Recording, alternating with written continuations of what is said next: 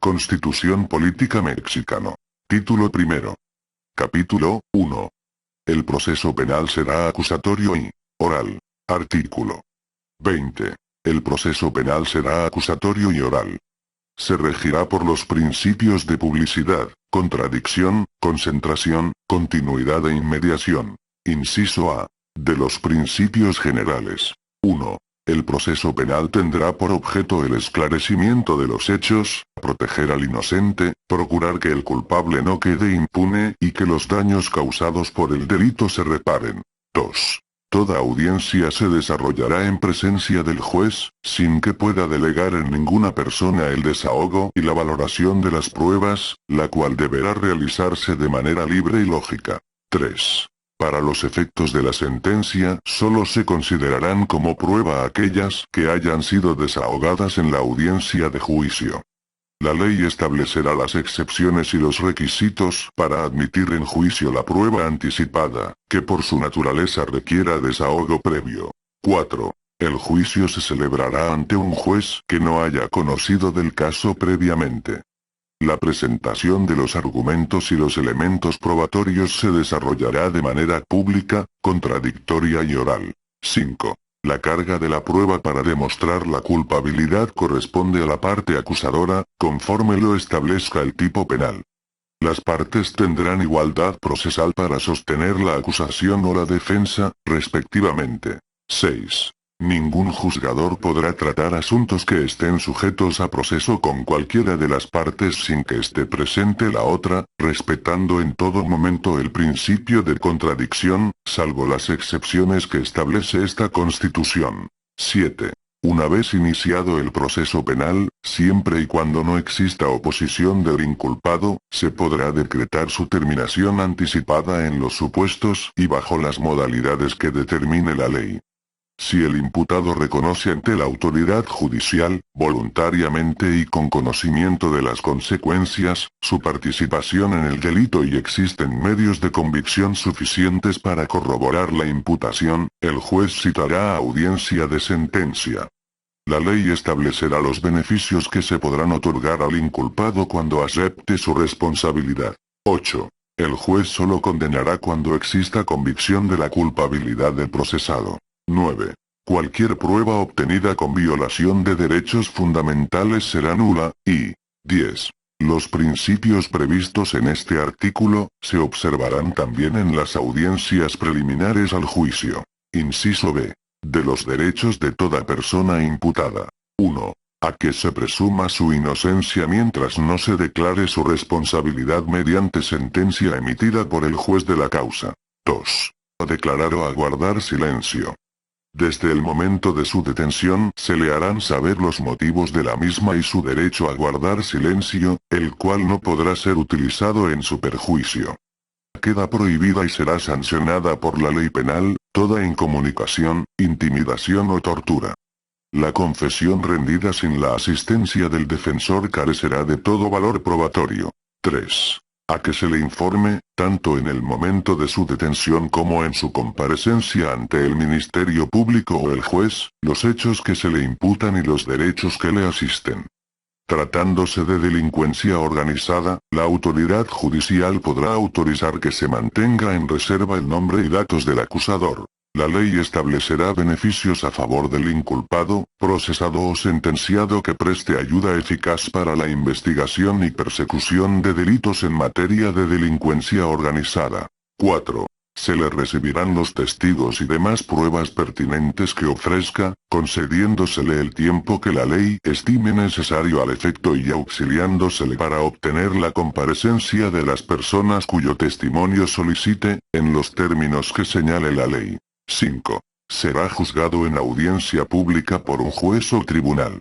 La publicidad solo podrá restringirse en los casos de excepción que determine la ley, por razones de seguridad nacional, seguridad pública, protección de las víctimas, testigos y menores, cuando se ponga en riesgo la revelación de datos legalmente protegidos, o cuando el tribunal estime que existen razones fundadas para justificarlo. En delincuencia organizada, las actuaciones realizadas en la fase de investigación podrán tener valor probatorio, cuando no puedan ser reproducidas en juicio o exista riesgo para testigos o víctimas.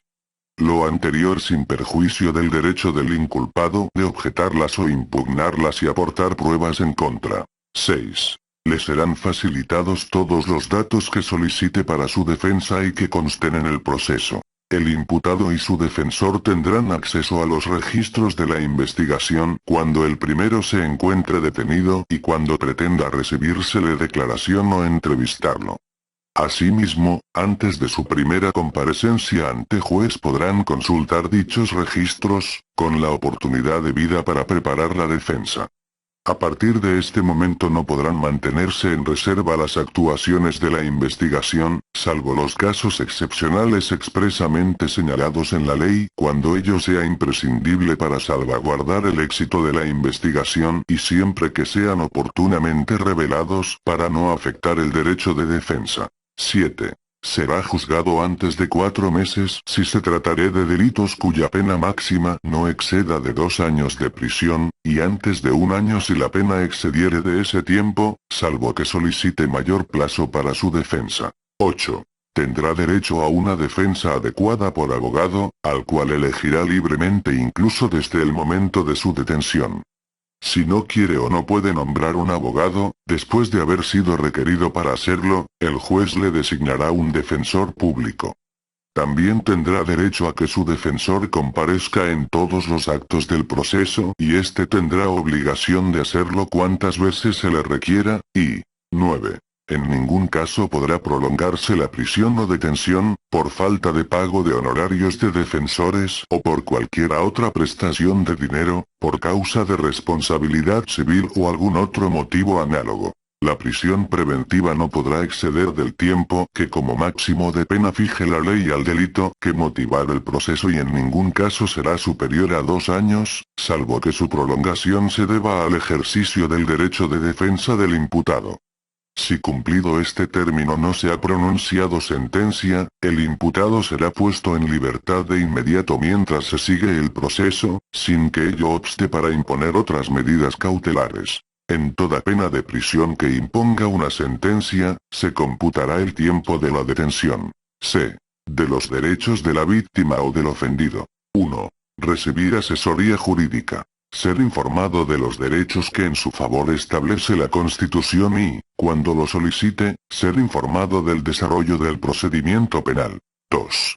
Coadyuvar con el Ministerio Público. A que se le reciban todos los datos o elementos de prueba con los que cuente, tanto en la investigación como en el proceso, a que se desahoguen las diligencias correspondientes, y a intervenir en el juicio e interponer los recursos en los términos que prevea la ley.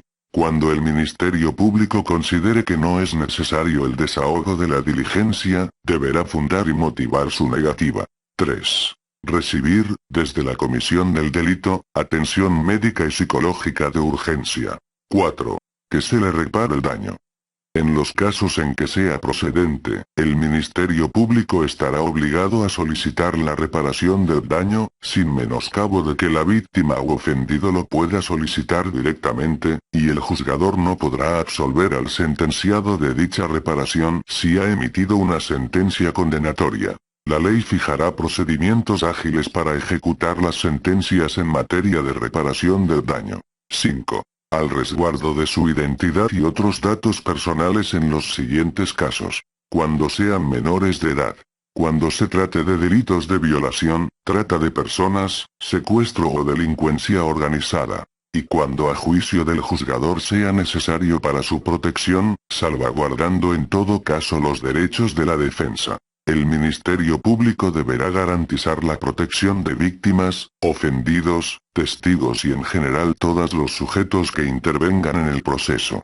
Los jueces deberán vigilar el buen cumplimiento de esta obligación. 6. Solicitar las medidas cautelares y providencias necesarias para la protección y restitución de sus derechos, y 7. Impugnar ante autoridad judicial las omisiones del Ministerio Público en la investigación de los delitos, así como las resoluciones de reserva, no ejercicio, desistimiento de la acción penal o suspensión del procedimiento cuando no esté satisfecha la reparación del daño.